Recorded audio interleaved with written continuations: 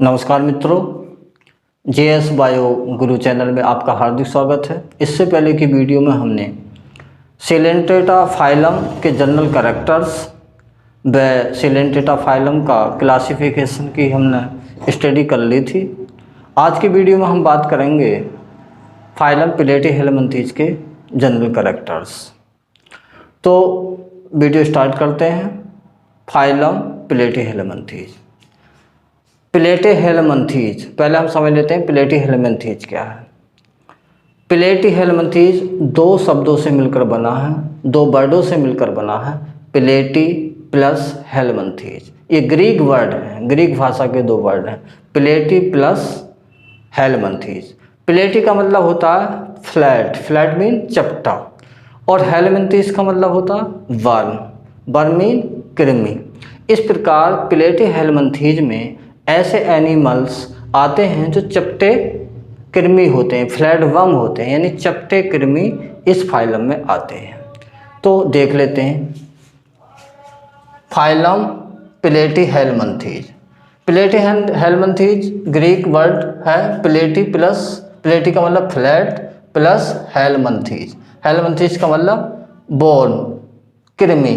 तो इस प्रकार इस फाइलम में कैसे कृमि आते हैं? चपटे कृमि आते हैं।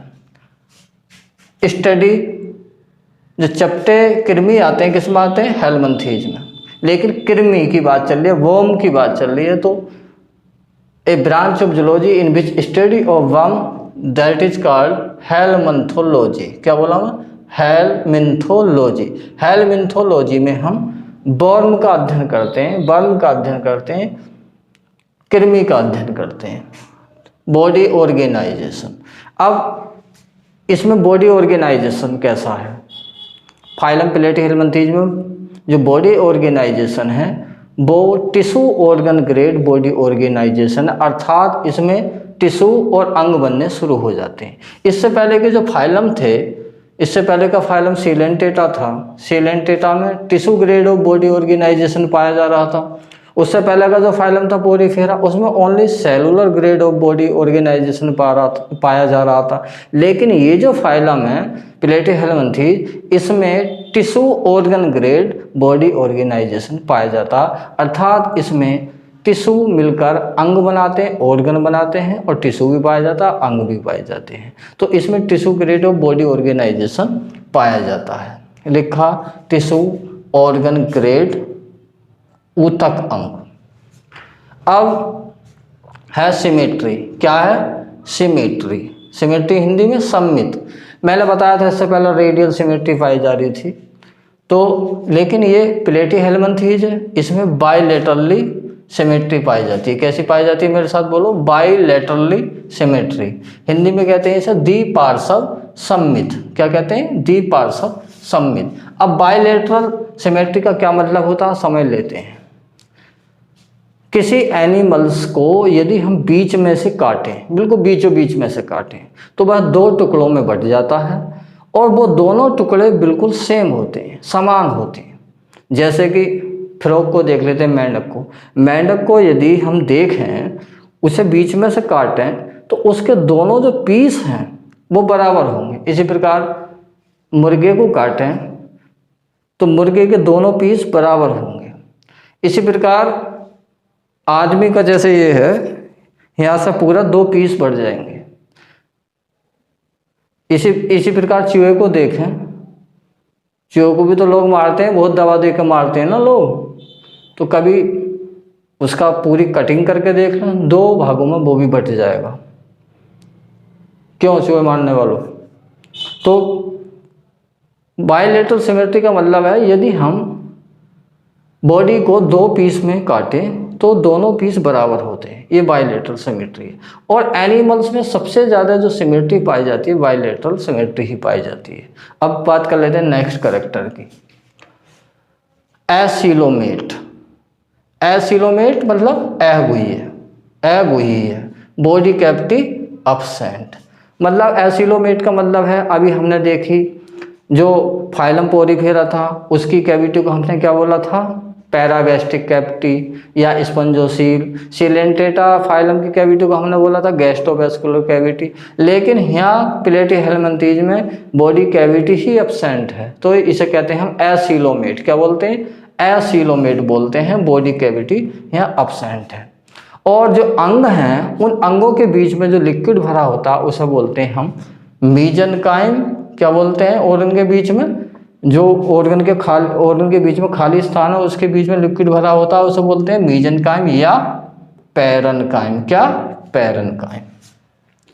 नेक्स्ट बात कर लेते हैं ट्रिप्लोब्लास्टिक।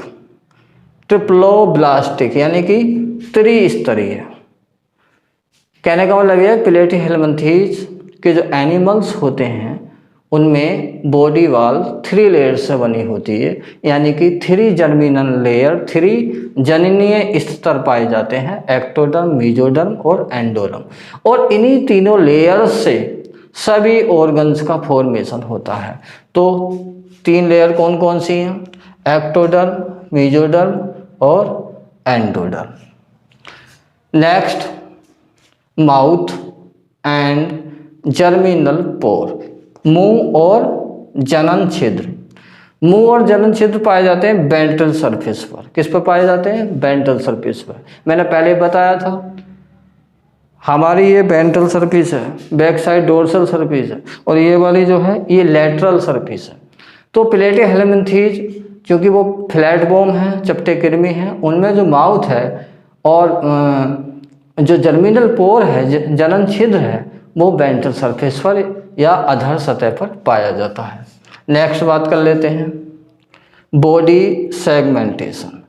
यानी कि बॉडी सेगमेंटेशन का मतलब कि वो खंड हैं उस बॉडी में या खंड विहीन है, खंडों में बटा हुआ है या खंड नहीं है।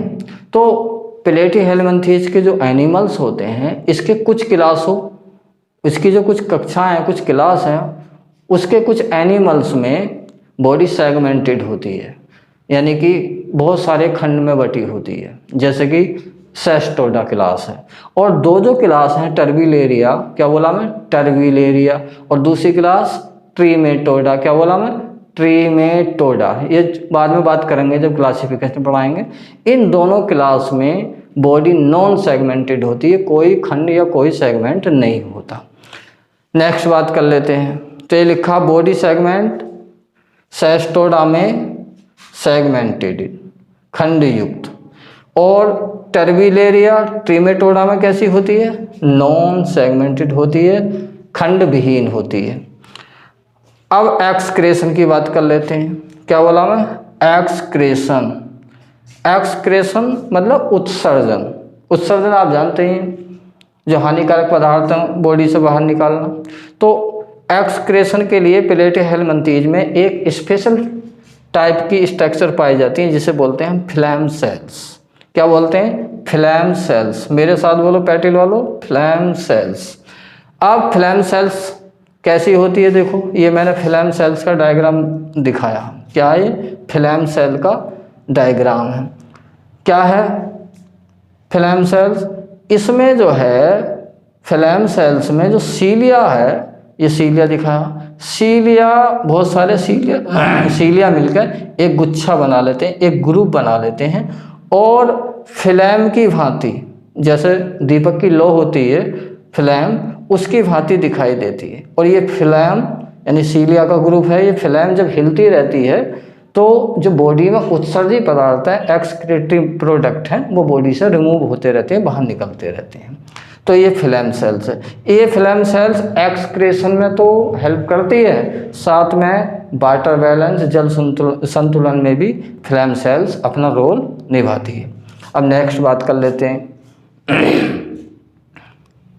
रिप्रोडक्शन। रिप्रोडक्शन सिस्टम कैसा है, यानी कि जनन तंत्र कैसा है इसका?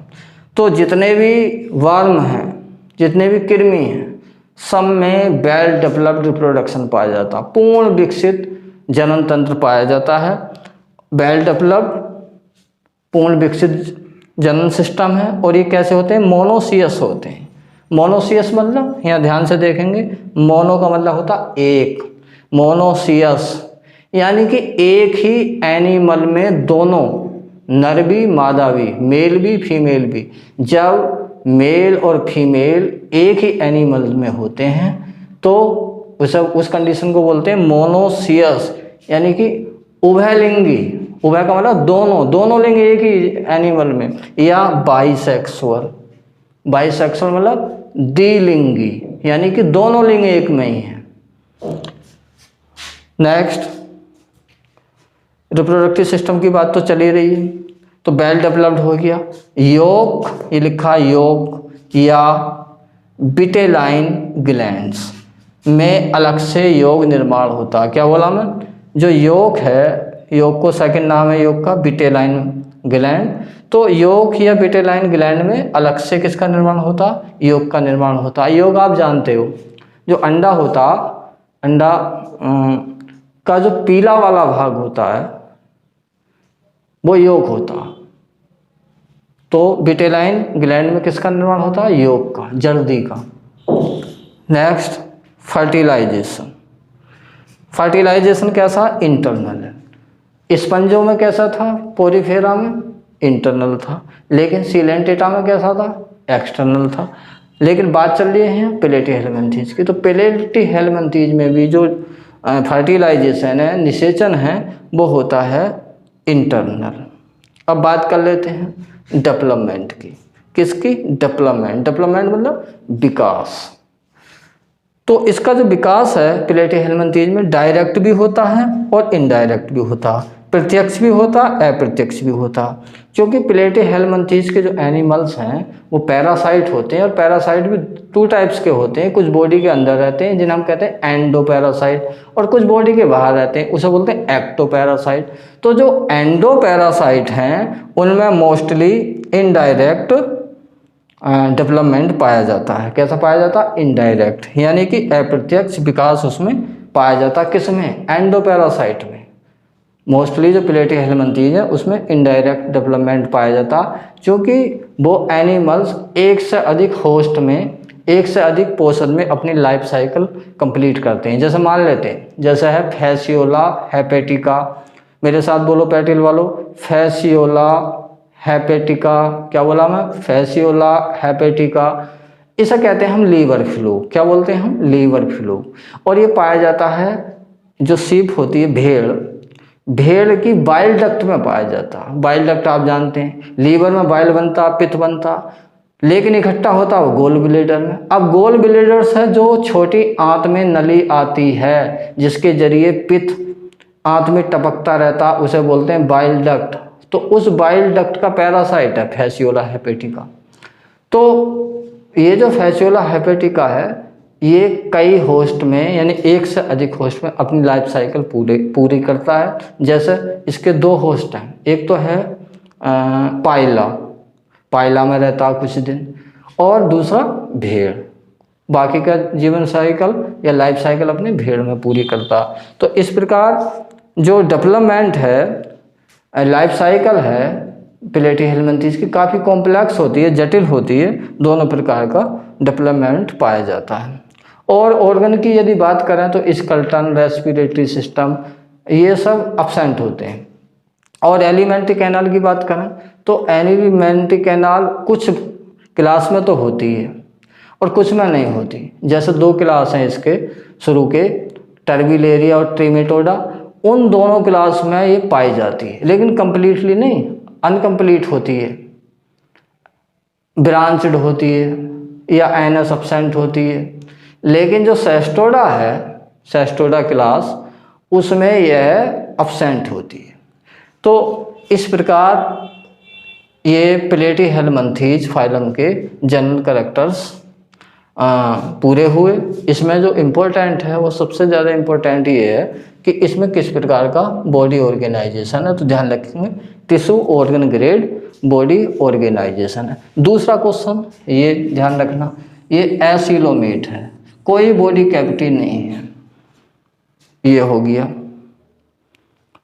और तीसरा जो महत्वपूर्ण क्वेश्चन है वो है ये एक्सक्रेशन।